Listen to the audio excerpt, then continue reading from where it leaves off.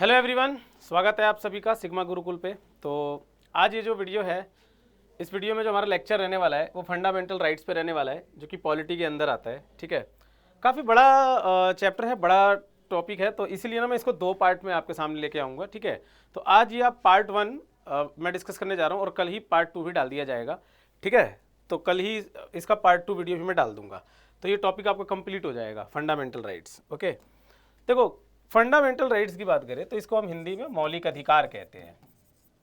हिंदी में इन्हें मौलिक अधिकार कहा जाता है। तो फंडामेंटल राइट हमारे कॉन्स्टिट्यूशन के पार्ट 3 में आता है, हमारे संविधान के भाग 3 में आता है। ठीक है, हमारे संविधान को पार्ट्स में बांटा हुआ है, तो उसी के पार्ट 3 में फंडामेंटल राइट्स है। अब आप बात करेंगे आर्टिकल की, कि किस आर्टिकल से किस आर्टिकल के बीच आता है ये। तो इसकी शुरुआत 12 से होती है और 12 से 35, अनुच्छेद 12 to 35, आर्टिकल 12 से 35 फंडामेंटल राइट्स हैं यहाँ पर। ठीक है, तो अगर हम बात करें अपने ओरिजिनल कॉन्स्टिट्यूशन की, ओरिजिनल कॉन्स्टिट्यूशन, तब इसमें 7 फंडामेंटल राइट्स होते थे, 7 मौलिक अधिकार होते थे। लेकिन अब इन मौलिक अधिकारों की संख्या वर्तमान में अगर हम बात करें प्रेजेंट में, कि प्रेजेंट में ये फंडामेंटल राइट्स कितने हैं, तो अब इनकी संख्या 6 है। अब ये 6 फंडामेंटल राइट्स हैं। ठीक है, और इन फंडामेंटल राइट्स को कहाँ से लिया गया है? कॉन्स्टिट्यूशन ऑफ यूएस से। अगर हम इसके एडॉप्शन की बात करें कि इसको लिया कहाँ से गया है, तो मौलिक अधिकारों को यूएसए के संविधान से लिया गया है। ठीक है ना। तो पहले क्या करते हैं कि इन 7 फंडामेंटल राइट्स का लिस्ट बनाते हैं कि कौन कौन से ये थे। ठीक है ना, और उसके बाद फिर देखते हैं कौन सा रिमूव हुआ, और फिर ये 12, 13, मतलब सारे आर्टिकल्स में क्या है ये सारा हम डिस्कस करेंगे। ठीक है, तो सबसे पहले आपका आता है, लिस्ट बनाते हैं इसका कौन कौन से फंडामेंटल राइट होते थे। तो सबसे पहले आता है आपका right to equality. Right to equality को आप हिंदी में कहते हैं समानता का अधिकार। राइट टू इक्वालिटी, समानता का अधिकार। तो जो राइट टू इक्वालिटी है, समानता का अधिकार है, ये हमारे संविधान के अनुच्छेद 14 से 18 तक आता है। आर्टिकल 14 to 18 तक जो है राइट टू इक्वालिटी दिया गया है, समानता का अधिकार। सेकंड फंडामेंटल राइट है राइट टू फ्रीडम, स्वतंत्रता का अधिकार। राइट टू फ्रीडम, स्वतंत्रता का अधिकार। ठीक है, और ये कहाँ से कहाँ आता है राइट टू फ्रीडम? ये आपका आर्टिकल 19 से 22 तक आता है। ठीक है, अनुच्छेद 19 से 22 तक राइट टू फ्रीडम आ जाता है। अगला है आपका right against exploitation. Right against exploitation, इसको आप हिंदी में क्या कहेंगे? शोषण के विरुद्ध अधिकार। इसको हिंदी में कहते हैं शोषण के विरुद्ध अधिकार। तो ये कौन से आर्टिकल में आता है शोषण के विरुद्ध अधिकार? ये आपका अनुच्छेद 23 और 24 का पार्ट हो जाएगा, 23-24। ठीक है, आर्टिकल 3 to 20, 23 to 24, ये आपका राइट अगेंस्ट एक्सप्लॉयटेशन हो जाता है। अगला आता है right to freedom of religion. Right to freedom of religion, धार्मिक स्वतंत्रता का अधिकार। यहां पे अब आ जाएगा आपका अगला चौथा, धार्मिक स्वतंत्रता का अधिकार। तो ये कौन से आर्टिकल में आता है दोस्तों? ये अनुच्छेद 25 से, आर्टिकल 25 से 28 तक आता है, जो अनुच्छेद 25 और 28 में right to freedom of religion आ जाता है। अगले राइट की तरफ बढ़ते हैं, तो अगला है 5वां राइट, 5th राइट की बात करेंगे तो ये आपका एजुकेशनल एंड कल्चरल राइट है। एजुकेशनल एंड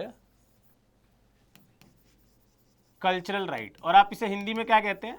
आप इसे हिंदी में कहते हैं शैक्षिक और सांस्कृतिक अधिकार। शैक्षिक और सांस्कृतिक अधिकार, हालांकि ये माइनॉरिटीज के राइट है। यहाँ पे जो राइट की बात की गई है ये अल्पसंख्यकों से संबंधित है, माइनॉरिटी से रिलेटेड है। और ये कौन से आर्टिकल में आ जाता है? ये अनुच्छेद 29 और 30 में आता है, आर्टिकल 29 एंड 30। वहीं छठा देखते हैं, तो अब यही जो छठा फंडामेंटल राइट था ये रिमूव कर दिया गया है। इसके रिमूव करने के बाद ही 6 रह गए हैं। तो ये क्या होता था? ये राइट टू प्रॉपर्टी होता था। राइट टू प्रॉपर्टी, संपत्ति का अधिकार। तो पहले संपत्ति का अधिकार जो है, ठीक है, ये फंडामेंटल राइट में आता था। संपत्ति का अधिकार फंडामेंटल राइट होता था, और ये किस अनुच्छेद के अंतर्गत होता था? ये आर्टिकल 31 में होता था। लेकिन अब ये है ही नहीं, इसको हटा दिया गया है ना, ये रिपील्ड है, अब निलंबित है, अब यहाँ पे नहीं है। ये कब हटाया गया? अगर आप इस राइट की बात करोगे, राइट टू प्रॉपर्टी की, तो इसको हटाया कब गया? इसको 1978 में 44th अमेंडमेंट से हटा दिया गया। संशोधन जो है 44वां संशोधन है 1978, तो 1978 के 44वें संशोधन से इसको रिमूव कर दिया गया। और इसी के रिमूव होते ही आर्टिकल 31 खत्म होते ही आपके 6 फंडामेंटल राइट्स रह गए। अच्छा, राइट टू प्रॉपर्टी की अगर हम करंट सिचुएशन की बात करें तो अब ये एक लीगल राइट के अंतर्गत आता है, ठीक है। राइट टू प्रॉपर्टी जो है अब यह एक वैधानिक अधिकार है, ये अब लीगल राइट की कैटेगरी में आता है, तो यहाँ से हट चुका है फंडामेंटल राइट से, ठीक है। और जो लास्ट जो राइट है वो कौन सा है? Right to constitutional remedies, right to constitutional remedies, constitutional remedies, संवैधानिक उपचारों का अधिकार, संवैधानिक उपचारों का अधिकार ये 32 में आ जाता है, आर्टिकल 32 होगा ये, संवैधानिक उपचारों का अधिकार अनुच्छेद 32 होगा, ठीक है। तो ये चीज़ है। चलो एक दो और इम्पॉर्टेंट पॉइंट है, इनको शुरू करने से पहले मैं बता दूं आपको कि जो फंडामेंटल राइट्स हैं, मौलिक अधिकार, इनको सोल ऑफ द कॉन्स्टिट्यूशन भी कहते हैं, सोल ऑफ द कॉन्स्टिट्यूशन, ठीक है। इसको संविधान की आत्मा भी कहते हैं, also called soul of constitution, संविधान की आत्मा, ओके।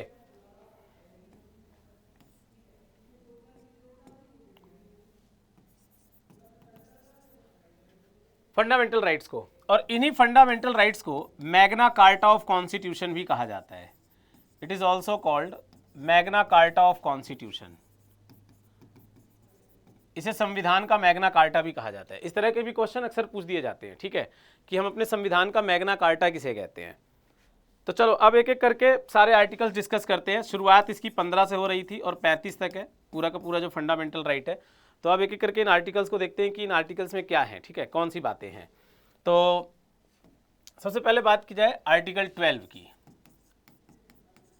आर्टिकल 12 क्या कहता है? यहाँ पे डेफिनेशन ऑफ स्टेट दिया हुआ है, डेफिनेशन ऑफ स्टेट, राज्य की परिभाषा, राज्य की परिभाषा, डेफिनेशन ऑफ स्टेट।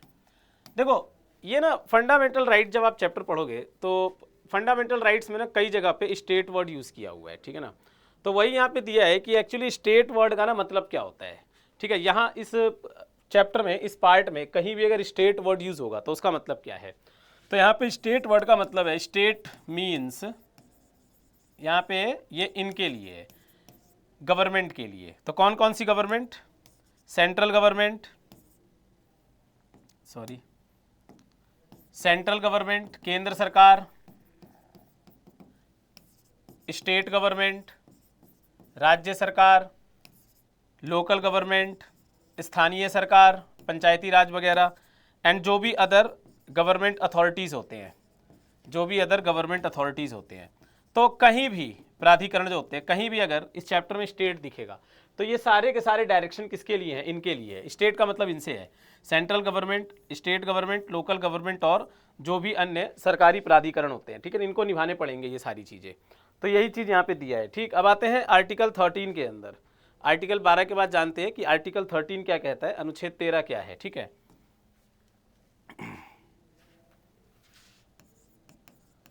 तो आर्टिकल 13 है, देखो ये कहता है कि मान लो कि स्टेट, राज्य कोई भी ऐसा लॉ बनाए, कोई भी ऐसा कानून बनाए जो किसी मौलिक अधिकार का वायलेशन करता हो, जो किसी मौलिक अधिकार का हनन करता हो, तो उस कानून को रद्द कर दिया जाएगा, मतलब वॉइड माना जाएगा। ऐसा कोई कानून, मतलब कि ना स्टेट कोई ऐसा कानून बना ही नहीं सकता जो फंडामेंटल राइट को वायलेट करे, जो फंडामेंटल राइट के किसी भी पॉइंट को वायलेट करे, है ना। अब देखो यहीं पे स्टेट वर्ड यूज हो गया ना, यहीं पे स्टेट वर्ड यूज हो गया, तो यानी कि ये अभी पीछे मैं बता के आया हूँ आपको, इसका मतलब central government, state government, local government and other government authorities हैं। तो ये लोग ऐसा कोई भी नियम कानून नहीं बना सकते, ये लोग ऐसा कोई भी लॉ नहीं बना सकते जो किसी मौलिक अधिकार का हनन करता हो। यही चीज़ अनुच्छेद 13 में दिया हुआ है, ठीक है, आर्टिकल 13 में। तो 12 और 13 में ये चीज़ें हैं। तो अगले पॉइंट पे आते हैं। अब जानते हैं राइट टू इक्वालिटी के बारे में। अब यहां से फंडामेंटल राइट शुरू हो जाते हैं आपके। तो सबसे पहले राइट टू इक्वालिटी, समानता का अधिकार। और अभी आप पीछे पढ़ के आए हो कि ये किस में आता है, आर्टिकल 14 से इसकी शुरुआत होती है और 18 तक है। तो यहाँ पे जितनी भी बातें होंगी ना 14 से 18 तक, तो यहाँ पे जो भी बातें होंगी सारी इक्वालिटी की होंगी, राइट टू इक्वालिटी। तो पहले आर्टिकल 14 जानते हैं क्या होता है, अनुच्छेद 14। देखो अनुच्छेद 14 क्या कहता है, equality before law, equality before law, कानून के समक्ष समानता, कानून के समक्ष समानता, कि कानून में सभी को बराबर माना जाता है ना। कानून में कोई ऐसा नहीं कि अमीर गरीब या किसी स्पेशल पर्सनैलिटी के ऊपर ये चीज़ डिसाइड होगा। तो यहाँ पे सभी बराबर माने जाते हैं, यही आर्टिकल 14 में है। लेकिन हाँ, यहाँ पे अपवाद जरूर आ रहा है, एक्सेप्शन, यहाँ पे एक्सेप्शन है। तो एक्सेप्शन क्या है, अपवाद। ये अपवाद आर्टिकल 361(1) में है। किसके लिए, एक तो प्रेसिडेंट के लिए, राष्ट्रपति और गवर्नर के लिए, जो राज्यों के राज्यपाल होते हैं, गवर्नर के लिए, ठीक है ना। ये दोनों अपवाद हो जाते हैं इक्वालिटी बिफोर लॉ को, क्योंकि ये दोनों जब तक अपने पद पे बने रहते हैं, ये दोनों जब तक अपने पद पे रहते हैं, तो उस दौरान ये अपने किसी भी कार्य के लिए किसी भी न्यायालय को जवाब देनी होते हैं ना। They are not answerable to any court for their any action during their term. तो इसीलिए इसको अपवाद कह लोगे आप, एक्सेप्शन कह लोगे। 361(1) में आता है ये, ठीक है। तो ये आपका आर्टिकल 14 हो जा रहा है, कानून के समक्ष सभी समान है, लेकिन प्रेसिडेंट गवर्नर यहाँ पे क्या हो गए, अपवाद हो गए, एक्सेप्शन हो गए, ठीक है। चलो अगला देखते हैं। अब आर्टिकल 15 पे आते हैं। आर्टिकल 15 क्या कहता है, आर्टिकल 15 कहता है no discrimination, no discrimination only on the grounds of, कि निम्न आधार पर भेदभाव ना करना, ठीक है। यहाँ पे कुछ आधार दिए हुए हैं, तो कहता है कि निम्न आधार पर भेदभाव ना करना। तो क्या आ जाता है इसमें, कौन कौन से आधार हैं। अच्छा, यहाँ पे केवल जरूर यूज होगा ओनली, क्योंकि सिर्फ यही ग्राउंड्स है जिनके आधार पे भेदभाव नहीं होना चाहिए। तो इसमें क्या क्या आ जाता है आपका, जेंडर, लिंग, कास्ट, जाति, कास्ट जाति, रिलीजन धर्म, रिलीजन धर्म, प्लेस ऑफ बर्थ जन्म का स्थान, प्लेस ऑफ बर्थ जन्म का स्थान, एंड रेस नस्ल, ठीक है। ये इन आधार पे ना भेदभाव नहीं होना चाहिए। जेंडर, लिंग, कास्ट, जाति, रिलीजन, प्लेस ऑफ बर्थ जन्म का स्थान और रेस। रेस क्या होता है, रेस जो नैन नक्श होते हैं, लाइक जैसे किसी चाइना वाले को आप देखोगे या नॉर्थ ईस्ट के लोगों को देखोगे, नॉर्थ इंडिया के लोगों को देखोगे, तो आपको देख के थोड़ा बहुत पता चल जाता है ना। तो इसी चीज़ को हम रेस कहते हैं, नस्ल कहते हैं। तो ऐसे किसी भी आधार पर भेदभाव नहीं किया जा सकता। लेकिन यहाँ पे भी एक्सेप्शन आता है, अपवाद यहाँ भी है, एक्सेप्शन। अब यहाँ पे एक्सेप्शन क्या है, अब देखो जैसे आप मेट्रो में जाओ, बस में जाओ, महिलाओं के लिए सीटें आरक्षित होती हैं। तो हम ये कह सकते हैं कि क्या ये आर्टिकल 15 में, या आर्टिकल 15 में क्या ये लिंग के आधार पर भेदभाव है, तो नहीं, ऐसा नहीं है, ये एक्सेप्शन है यहाँ पे। अब इसमें एक्सेप्शन में क्या लिखा हुआ है कि state can make special provisions for women and children, कि भैया अगर राज्य चाहे तो बच्चों के लिए और महिलाओं के लिए कुछ विशेष प्रावधान जारी कर सकता है। तो ये आपका आर्टिकल 15 में एक्सेप्शन हो गया यहाँ पे, ठीक है। State can make special provisions, इनके लिए कुछ विशेष प्रावधान बनाए जा सकते हैं महिलाओं और बच्चों के लिए। ओके, अब आते हैं आर्टिकल 16 पे, देखते हैं अनुच्छेद 16 क्या कहता है। देखो आर्टिकल 16 है equal opportunity to all in public employment, कि सार्वजनिक नौकरियों में सभी को समान अवसर प्रदान करना, ठीक है ना, सार्वजनिक नौकरियों में सभी को समान अवसर देना, यह आपका आर्टिकल 16 के अंतर्गत आ जाता है। अब देखो एक्सेप्शन तो थोड़ा यहाँ भी है। एक्सेप्शन क्या है, अपवाद क्या है कि स्टेट चाहे तो कुछ स्पेशल प्रोविजंस बना सकता है, किनके लिए, SC ST, ठीक है, बैकवर्ड क्लास, ठीक है, एंड अब EWS भी आता है इसमें, ठीक है, EWS इकोनॉमिकली वीक सेक्शन, तो स्टेट्स इनके लिए कुछ स्पेशल प्रोविजंस जारी कर सकता है, ठीक है। तो इसको आप आर्टिकल 16 का एक्सेप्शन मान के चलें, इन्हीं को आप रिजर्वेशन कहते हैं ना, आरक्षण। तो ये इसमें एक्सेप्शन आ जाएगा, ठीक है। तो ये आर्टिकल 16 हो गया अपना। अब आते हैं आर्टिकल 17 पे। आर्टिकल 17 क्या कह रहा है, ये कहता है एबोलिशन ऑफ अनटचेबिलिटी, अस्पृश्यता या छुआछूत की समाप्ति, ठीक है ना। यहाँ पे अस्पृश्यता या छुआछूत को समाप्त किया गया है, एबोलिशन ऑफ अनटचेबिलिटी, किस आर्टिकल के अंतर्गत, आर्टिकल 17 के अंतर्गत, ठीक है। जैसे कास्ट के बेसिस पे होता है ना छुआछूत वगैरह, लोग जो प्रैक्टिस करते हैं इसे बैड प्रैक्टिस माना जाता है वैसे भी, ठीक है। तो ये आपका इसी आर्टिकल में आता है, यहीं पे इसको प्रतिबंध किया गया है। और अगला है अब आपका आर्टिकल 18, ठीक, अनुच्छेद 18। तो आर्टिकल 18 क्या है, एबोलिशन ऑफ टाइटल्स, पदवियों की समाप्ति, पदवियों की समाप्ति। देखो पुराने टाइम पे क्या होता था ना कि अंग्रेज लोग खुश करने के लिए ऐसे ही राजा महाराजा इस तरह के जो टाइटल्स वगैरह दिया करते थे, तो ऐसे सभी टाइटल्स पे यहाँ पे प्रतिबंध लगाया गया है आर्टिकल 18 के अंतर्गत। लेकिन यहाँ पे ना कुछ एक्सेप्शन भी आता है, एक्सेप्शन जैसे कि ना जो प्रोफेशनल्स होते हैं, ठीक है, या फिर आर्मी ऑफिसर्स है ना, जो आर्मी ऑफिसर्स के पद होते हैं वो सब। और क्या एक्सेप्शन आएगा, जो सिविलियन अवार्ड्स होते हैं, नागरिक पुरस्कार, देखो सिविलियन अवार्ड्स, ये भी आर्टिकल 18 के अंतर्गत एक्सेप्शन है। सिविलियन अवार्ड में सबसे बड़ा होता है भारत रत्न, इसके बाद आता है आपका पद्म विभूषण,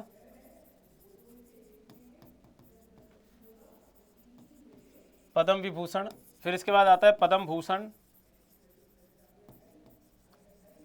भूषण, और इसके बाद आता है पद्मश्री आता है, ठीक है। ये क्रम में लिखा है हमने। तो ये 1996 में 1996 में ही सुप्रीम कोर्ट का ये डिक्लेरेशन है कि these awards are exception to article 18, है ना, कि ये जो पुरस्कार हैं नागरिक पुरस्कार, इनको अपवाद माना जाएगा, एक्सेप्शन माना जाएगा आर्टिकल 18 के अंतर्गत। बाकी इन पुरस्कारों की शुरुआत 1954 में हुई थी, नागरिक पुरस्कार 1954 में जारी किए गए थे, बीच में 2 साल के लिए बंद भी हो गया था, 1978 से 80 इनको बंद कर दिया गया था, ठीक है।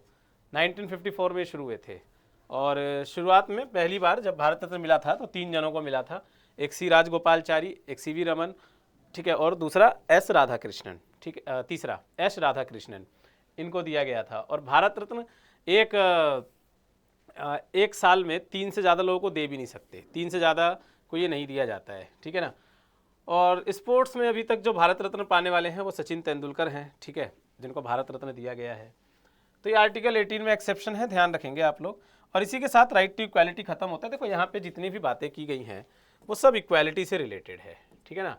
चाहे आप आर्टिकल 14 देख लो, ठीक है, चाहे आप आर्टिकल 15 देख लो, चाहे आप आर्टिकल 16 देख लो, या फिर आप देख लो आर्टिकल 17 और 18, ठीक है। तो सब इक्वालिटी से रिलेटेड है, इसलिए इसको राइट टू इक्वालिटी का नाम दिया हुआ है।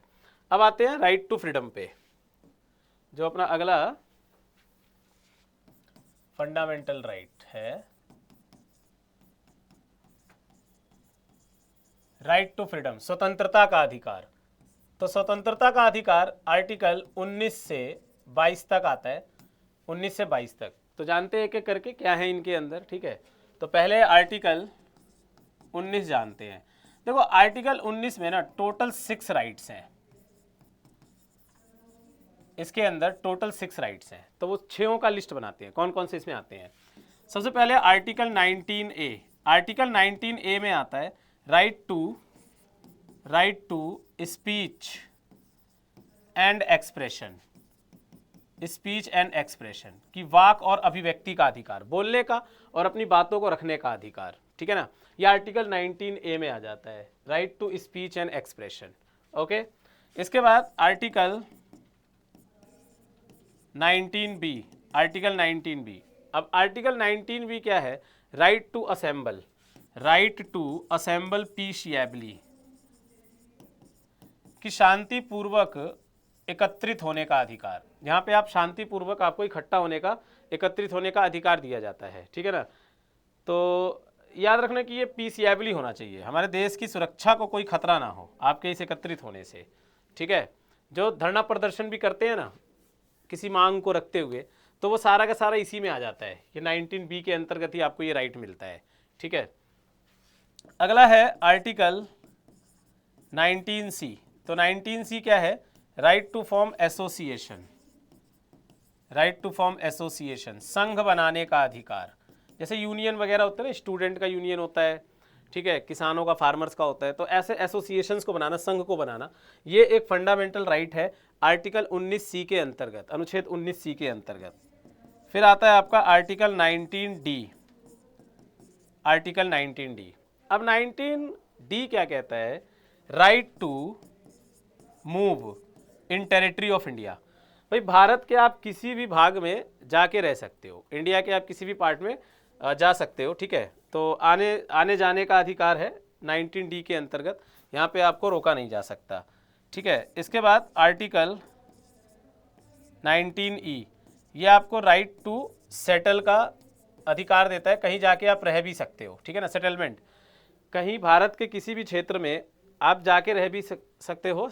देखो ऐसा है कि अगर राइट टू मूव और सेटलमेंट की बात की जाए तो हमारे देश में ऐसे बहुत सारी जगह हैं जहाँ पे गवर्नमेंट ने बैन कर रखा है, ठीक है ना।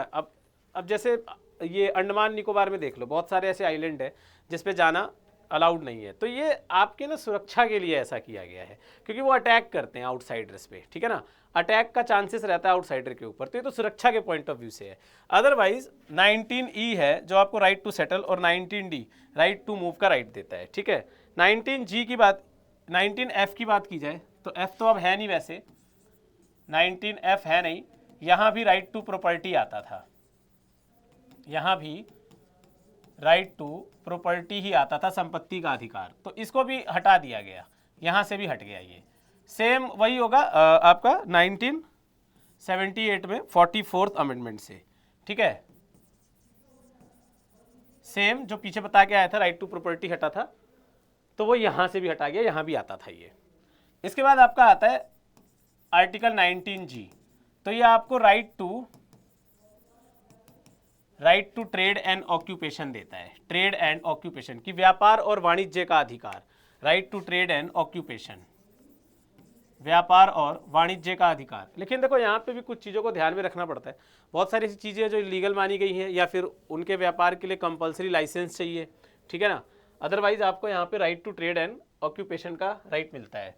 तो ये आपके 19 में सारे के सारे राइट हो गए, ठीक है ना, 6 राइट है टोटल, ये तो है ही नहीं, ये तो हटा दिया गया है। तो कौन कौन से ये 6 राइट हो जाते हैं, right to speech and expression, बोलने का, अपनी बातों को रखने का अधिकार, राइट टू असेंबल पीसफुली, शांतिपूर्वक कहीं एकत्रित होने का अधिकार देता है, राइट टू फॉर्म एसोसिएशन, ठीक है, संघ बनाने का अधिकार, और इसके बाद right to move in territory of India, भारत के किसी भाग में आ जा सकते हो, और right to settle in territory of India, भारत के किसी भी भाग में आप जाके रह सकते हो, ठीक है। और अगले राइट कौन से हैं, राइट टू प्रॉपर्टी जो कि नहीं है, हट गया है, और right to trade and occupation, व्यापार और वाणिज्य का अधिकार, ये आपका हो गया आर्टिकल 19, ठीक है। अब बात करते हैं आर्टिकल 20 की।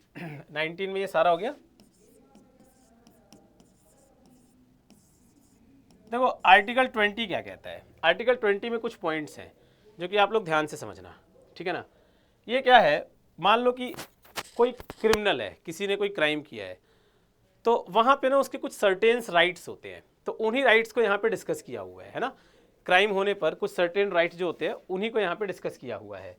तो जैसे कि किसी भी पर्सन को, किसी भी व्यक्ति को उसके क्राइम के लिए लॉ में जो पनिशमेंट है उससे ज़्यादा पनिशमेंट नहीं दे सकते, ठीक है। और वो भी ध्यान रखना कि क्राइम के टाइम पे लॉ में जो पनिशमेंट है, अगर इस पनिशमेंट को बढ़ा भी दिया जाता है तो फिर ये आगे आने वाले क्रिमिनल्स पे लागू होगा, जो ऑलरेडी क्राइम कर चुका उस पे लागू नहीं होगा, क्योंकि इसके क्राइम के समय लॉ में जो पनिशमेंट था वही कंसीडर किया जाएगा, कानून के अंदर जो सजा थी वही दी जानी चाहिए, इससे ज़्यादा नहीं, ठीक है। इसके बाद यहाँ पे एक और पॉइंट आता है, क्या, एक पॉइंट यहाँ पे है कि किसी भी पर्सन को सेम क्राइम के लिए no double jeopardy, same crime के लिए एक बार से अधिक सजा नहीं देनी चाहिए, ठीक है। अगर कोई आगे कोई दूसरा क्राइम करता है तो वो तो अलग हो गया, फिर उसको सजा मिलेगा ही मिलेगा, लेकिन सेम क्राइम के लिए, एक ही क्राइम के लिए बार बार नहीं कि उसको सजा ही देते फिर रहे हैं, ठीक है। तो एक क्राइम के लिए एक ही बार सजा होता है। और तीसरा पॉइंट यहाँ पे क्या होता है, नो सेल्फ इंस्क्रिमिनेशन, कि भाई किसी भी व्यक्ति को स्वयं के विरुद्ध गवाही देने के लिए भी मजबूर नहीं किया जाना चाहिए, उसको फोर्सफुली गवाही देने के लिए मजबूर भी नहीं कर सकते। तो ये आपके 3 पॉइंट्स हैं मेनली जो आर्टिकल 20 में आ जाते हैं, ठीक है। अब आता है आपका अगला आर्टिकल 21, अनुच्छेद 21। तो आर्टिकल 21 में क्या आता है, राइट टू लिव, यहां पे आपका आता है राइट टू लिव, जीने का अधिकार, जीने का अधिकार। देखो ये ना एक बड़ा ही कंट्रोवर्शियल पॉइंट रहा हमारे देश में कि एक्चुअली इसका सही मतलब क्या है राइट टू लिव का। तो सुप्रीम कोर्ट ने ये सुलझाया कि एक्चुअली राइट टू लिव का ये मतलब नहीं है कि आपके प्राण को कोई खतरा ना हो, ना, ये कोई बात नहीं होती। राइट टू लिव का मतलब ये है कि आपको अपने जीवन में जो भी नेसेसरी एलिमेंट चाहिए वो आपसे नहीं छीना जा सकता। एक जीवन जीने के लिए, एक लाइफ के लिए जो भी नेसेसरी एलिमेंट्स होते हैं, तत्व होते हैं, वो आपसे नहीं छीना जा सकता। अब इसमें बहुत सारे तत्व आ जाते हैं, जैसे अगर एग्जाम्पल की बात करें एलिमेंट्स की, लाइक जैसे राइट टू एजुकेशन आ जाता है, इसमें राइट टू हेल्थ आ जाता है, right to live in clean environment, right to health, right to live in clean environment, स्वच्छ पर्यावरण में जीने का अधिकार, ठीक है। राइट टू प्राइवेसी, गोपनीयता या निजता का अधिकार। और ये सबसे इंपॉर्टेंट है, कई बार पूछा है कि राइट टू प्राइवेसी किस आर्टिकल में फंडामेंटल राइट माना जाता है। तो आर्टिकल 21 में ये एक फंडामेंटल राइट माना गया है, राइट टू प्राइवेसी को, ठीक है। अब ये क्वेश्चन भी एक बार यूपीएससी में पूछा था कि कोई व्यक्ति किसी अपने मनपसंद व्यक्ति से शादी करना चाहता है, तो ये उसका फंडामेंटल राइट है या नहीं है, तो बिल्कुल है, और आर्टिकल 21 में ही आएगा ये, ठीक है। ये आर्टिकल 21 में ही आएगा, आर्टिकल 21 में। चलो 21 के बाद अब आते हैं आर्टिकल 21A पे, अनुच्छेद 21A देखते हैं। आर्टिकल 21A क्या है, यहां पे मिलता है right to free and compulsory elementary education, right to free and compulsory elementary education, निशुल्क और अनिवार्य प्राथमिक शिक्षा का अधिकार मिलता है। ये अपर प्राइमरी होता है 8th क्लास तक, अप टू 8th क्लास तक, ठीक है। और इसके अंतर्गत 6 से 14 साल के बच्चे आते हैं।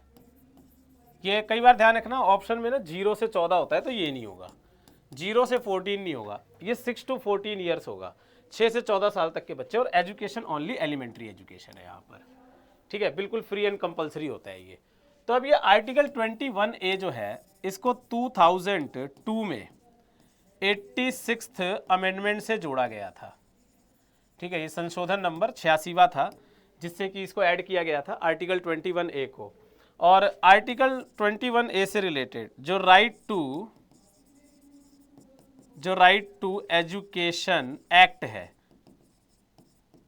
राइट टू एजुकेशन एक्ट, ठीक है ना, शिक्षा का अधिकार कानून, अधिनियम, ये लाया गया था 2009 में। 2009 में इस कानून को पास किया गया था और इसे 2010 से लागू कर दिया गया था, इम्प्लीमेंट कर दिया गया था 2010 से, पूरी तरह से इसको इम्प्लीमेंट कर दिया गया था।